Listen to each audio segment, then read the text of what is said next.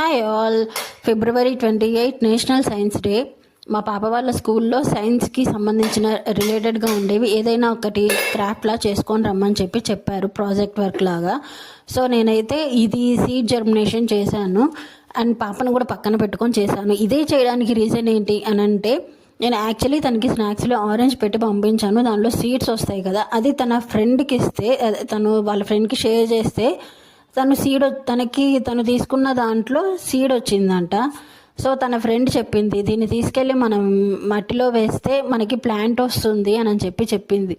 So ఆ ముందు రోజే వాళ్ళిద్దరు దీని గురించి డిస్కస్ చేసుకున్నారు. కాబట్టి ఇట్లాంటివి మనం చేస్తే వాళ్ళకి ఇంకొంచెం నాలెడ్జ్ అనేది గెయిన్ అవుతుంది అని అనిపించింది. ఇద్దరు చాలా మంచిగా ఇంకొంచెం ఎక్స్ట్రా గెయిన్ చేస్తారు అనిపించింది. సో అందుకని చెప్పి నేనైతే ఆ రోజు ఇది సీడ్ జర్మినేషన్ చేసి పంపించాను. తనకి చాలా క్లియర్గా చాలా మంచిగా ఎక్స్ప్లెయిన్ చేశాను. అండ్ తను కూడా ఏంటంటే ఇంకొంచెం బాగా తెలుసుకుంది. సన్ ఉండాలా, ఇంకా వాటర్ వేయాలా మనము అని చెప్పి ఇంకొంచెం బాగా అడుగుతూ ఉంది.